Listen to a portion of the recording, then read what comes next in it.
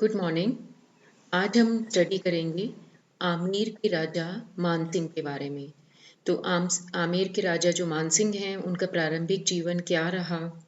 उन्होंने जो मुगल आर्मी या मुगल सर्विसेज को उन्होंने ज्वाइन किया तो उन्होंने कहाँ कहाँ एज ए सूबेदार उनकी नियुक्ति हुई, या फिर उन्होंने कौन किन किन से युद्ध किया और कौन कौन से एरिया ऐसे थे जो उन्होंने अपने युद्ध बल के कौशल पे मुगल जो एम्पायर है उसमें उन्होंने उनको जीता।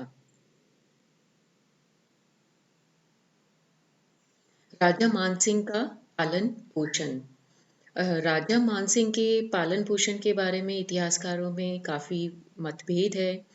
कुछ समकालीन मुस्लिम इतिहासकारों का मत है कि मानसिंह जो है वो राजा भगवान दास के पुत्र थे, जबकि अन्य लोगों का मानना था कि राजा भगवंत दास राजा मानसिंह के पिता थे।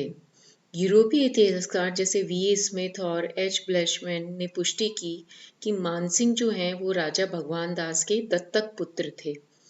अब वह प्रासंगिक स्रोतों फारसी, संस्कृत, हिंदी और अन्य के आधार पर निर्णायक रूप से सिद्ध हो गया है कि राजा मानसिंह जो हैं वो भगवंत दास के सबसे बड़े पुत्र थे और आमेर के राजा भारमल के पोते थे। मुगल शाही सेवा में कुंवर मानसिंह। कुंवर मानसिंह ने 12 वर्ष की आयु में मुगल शाही सेवा में प्रवेश किया था। उन्हें बादशाह अकबर का सैन्य प्रशिक्षण प्राप्त हुआ और युद्ध के में पारंगत हो गए। कुंवर मानसिंह अपने पिता के साथ थे। भगवंत दास ने 1569 ईस्वी में मानसिंह और राजा भगवंत दोनों को ही अकबर द्वारा रणथंभौर की विजय और दिलाने में प्रमुख भूमिका निभाई थी। भगवंत दास ने सेमल 1572 की लड़ाई में अकबर की सहायता की, जो मिर्जा मोहम्मद हाकिम काबुल के खिलाफ लड़ा गया, और सूरत ईश्वर मानसिंह के साथ साथ अन्य मुगल सेनापतियों जैसे शाहकुट से भी जीत लिए गए। अप्रैल 1573 में खान मेहराम सूरत खान ने डूंगरपुर की सीमा पर विजय प्राप्त की और लूट लिया। 1574 ईस्वी में जब दाऊद खान के विद्रोह को दबाने के लिए अकबर ने पूर्वी प्रांतों की शुरुआत की तो मानसिंह उनके साथ हो गए।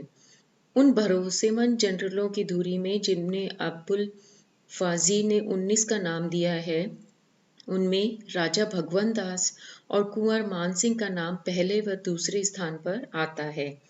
इस प्रकार अशांत अफगानों को दबाने में पिता और पुत्र ने महत्वपूर्ण भूमिका निभाई, जिसके परिणाम स्वरूप ही दाऊद खान को बंगाल की ओर भागना पड़ा। कुंवर मानसिंह और महाराणा प्रताप। हल्दी घाटी के युद्ध में कुंवर मानसिंह को एक महत्वपूर्ण कार्य सौंपा गया था, जिसने एक बार उन्हें प्रमुखता से फिर सबके सामने ला दिया और उन्होंने अपने युद्ध कौशल का परिचय दिया। मानसिंह को अपनी अद्भुत आयोजन क्षमता और सैन्य प्रतिभा दिखाने का मौका मिला। इस प्रकार हल्दी घाटी की लड़ाई को कुंवर मानसिंह के करियर में एक महत्वपूर्ण मोड़ माना जा सकता है। हल्दी घाटी की लड़ाई एक तरफ कुंवर मानसिंह की कमान में मुगल सेना के बीच लड़ी गई थी और मेवाड़ के राजपूतों ने महाराणा प्रताप की अगुवाई की थी। यानी एक तरफ तो मुगल सेना थी, दूसरी तरफ महाराणा प्रताप थे। तो मुगल सेना का जो सेनापति था वो कुंवर मानसिंह को नियुक्त किया गया था, और दूसरा मेवाड़ के कुछ राजपूतों का संघ था और उनके नेता के रूप में दूसरी तरफ महाराणा प्रताप थे। मुगल सेना के मुख्य सेनापति के रूप में कुंवर मानसिंह की नियुक्ति के मुख्य कारणों में उनके व्यक्तिगत गुण थे, और ये व्यक्तिगत गुण क्या क्या थे? ज्ञान, साहस, श्रोतशीलता, सक्षमता और अद्भुत आयोजन क्षमता। इसके अलावा अकबर जो मानव स्वभाव का एक चतुर जानने वाला था, अच्छी तरह से जानता था कि कछवाहा सेना जो अपनी वीरता और बहादुरी के लिए प्रसिद्ध हैं, महाराणा प्रताप जो कि राजपूताना के सबसे सम्मानित शासक थे, अपने कुंवर को विजयी होने के लिए अपनी पूरी कोशिश करेंगे। इसके अलावा अकबर ये अच्छी तरह से जानता था कि मुगल सेना एक राजपूत शासक का सामना करने जा रही थी, जो उन सभी लोगों से अलग था जिनसे वह अब तक मिला था, क्योंकि महाराणा को राजस्थान की राजपूत समुदाय का नायक और गौरव माना जाता था। मुगल बादशाह ने ठीक ही सोचा था कि अगर किसी मुसलमान को आक्रमणकारी सेना का प्रभारी बना दिया जाता तो शायद कछवाहा मेवाड़ के महाराणा को हराने में सहयोग नहीं करते। इसलिए कुंवर मानसिंह को इस्लाम की तलवार को लुभाने के लिए मुगल सेना के मुख्य सेनापति के रूप में नियुक्त किया गया था। मानसिंह को काबुल का सूबेदार बनाया जाना और 1585 से लेके 1587 तक। सबसे पहले कुंवर मानसिंह ने काबुल के नए अधिकृत प्रांत में शांति और व्यवस्था स्थापित की। अफगानों ने मुगलों की अधीनता स्वीकार कर ली और उन्होंने रोशनियों का भी दमन किया, जो खैबर पास और उसके आसपास परेशानी पैदा कर रहे थे। कुंवर मानसिंह की सेवाओं को उत्तरी पश्चिमी सीमा क्षेत्र के यूसुफ जाहियों को दबाने के लिए भी भेजा गया, जो राजा अकबर के प्रिय मित्र अकबर की मौत के लिए प्रिय मित्र यहाँ ये अकबर नहीं है, यहाँ पे ये है जो उनके प्रिय मित्र हैं, उनकी मौत के लिए भी जिम्मेदार था। कुंवर मानसिंह को राजा टोडरमल कुंवर मानसिंह के समग्र आदेश के तहत कार्य करना था। इस प्रकार सिंधु क्षेत्र में आए और उन्हें सौंपे गए कार्य को पूरा करने में खुद को व्यस्त किया। कुंवर को बन्नर दर्रे और ओहिंद के बीच एक किले का भी कुंवर ने निर्माण करवाया। बिहार के सूबेदार के रूप में कुंवर मानसिंह। 16वीं सदी में बिहार एक अशांत प्रांत बन गया था, जहां पूर्वी प्रांतों के पुनर्गठन और दुर्गम में अफगान सम्राट के लिए बहुत बड़ा सिरदर्द पैदा कर रहे थे। कुंवर मानसिंह, जिन्होंने काबुल अभियानों में जीत हासिल की थी, उन्हें इस उद्देश्य के लिए एक योग्य व्यक्ति माना जाता था।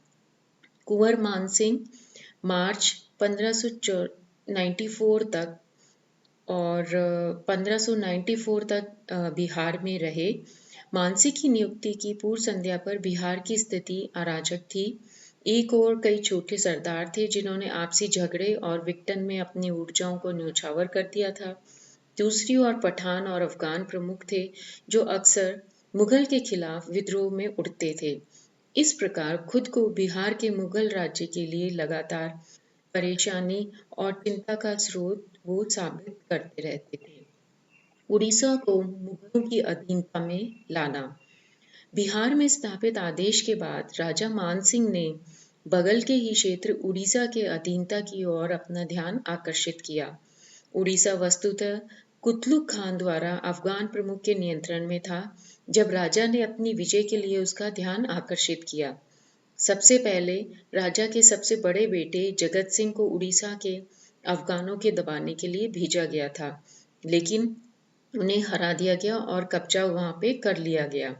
ऐसा इसलिए था क्योंकि अगस्त 1590 में अफगानों के जो नेता थे, कुतलू की बीमारी से मृत्यु हो गई और इससे अफगान बहुत अधिक निराश हो गए थे और वे कछवाहा प्रमुख के साथ शांति व्यवस्था स्थापित करने के लिए चिंतित हो गए थे।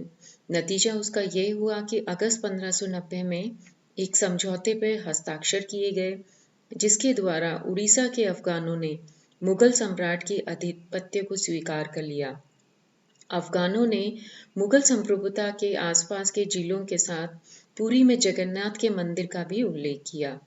जब तक कुतलुक खान के जो उनका वंशज है ईसा खान जीवित थे, उन्होंने राजा मानसिंह के साथ अच्छे संबंध बनाए।